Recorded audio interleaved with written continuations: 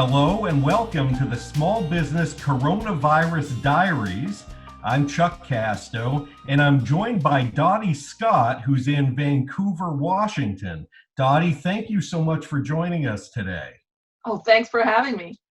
And tell us a little bit about your business and how you've been able to get through, I guess, day by day, this coronavirus threat. Sure. So my business is premium websites. I build websites for small business owners. And I actually have been working from home for 15 years. So the work from home portion really hasn't affected me mentally like it has some people. As far as changes, we've been kind of locked down. Restaurants have been closed for a couple of weeks. The normal day-to-day activities have been very different. Going to the grocery store and waiting in line to get into the door was different. That type of stuff. So adjusting to that, today's the first day that we're actually been told that all non-essential businesses have to close. So moving forward, what is essential? Everybody's working through all of that. But my business has pretty much stayed the same structurally as it was for the last 15 years. Okay. Well, hey, there's a silver lining then. There is. Since you're all about being online, your whole business is that. So have you actually heard from more people or reached out to more people who may not have much of an online presence and all of a sudden they need one?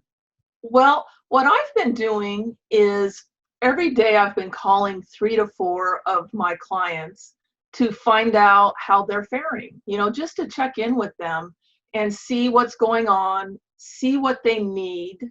Some of them might have potential of membership sites and moving online.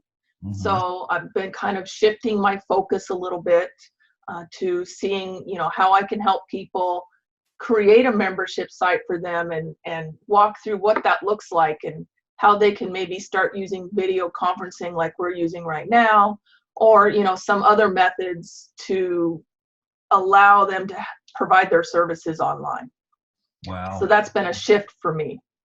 Yeah. And do you feel that after the threat is over and we start feeling a recovery, do you feel that maybe you're in a position to maybe grow your business even at that point?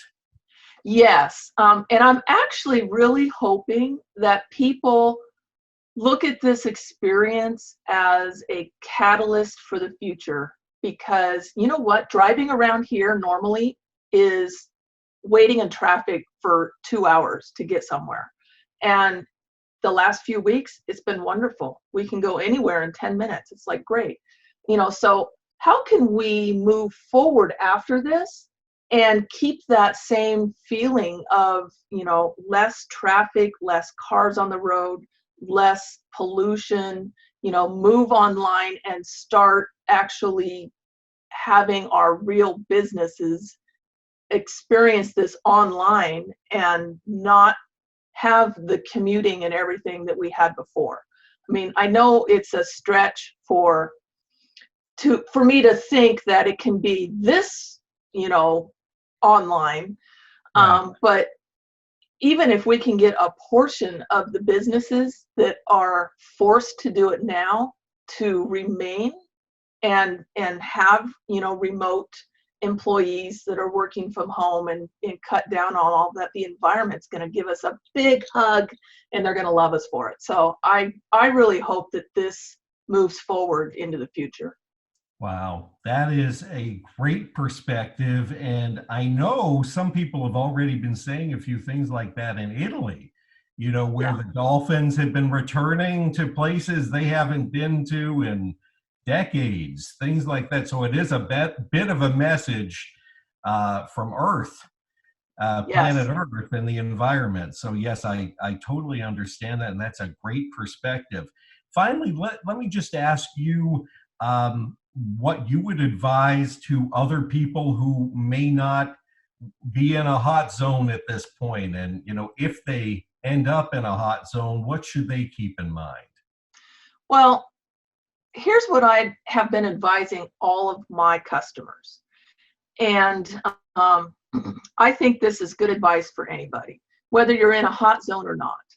Whenever your business slows down, take that time to work on your own business. So do your own marketing.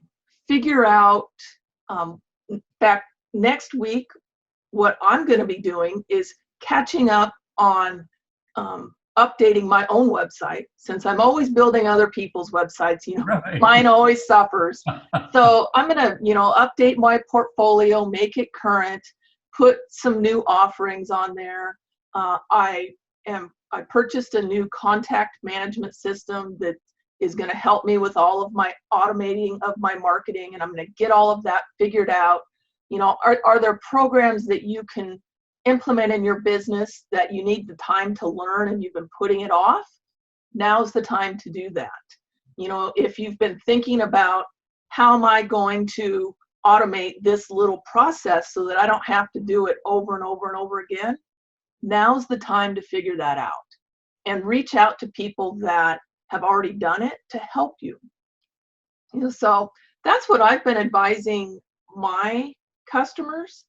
And I want to, leave everybody with a question that I want you to ask yourself all the time, because if we constantly ask ourselves things that are negative, then that goes into our brain.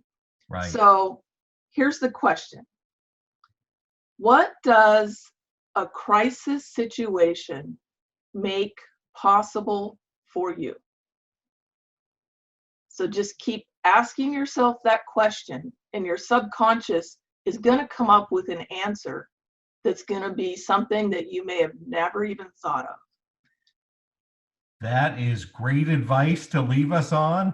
Dotty, thank you so much for joining us today. Thank you for having me, and have a wonderful day. You too, and stay healthy. I will. Thanks so much for watching, and be sure to reach out to Dotty via her Alignable profile. I'm sure she'd love to hear from you. Stay healthy and stay strong.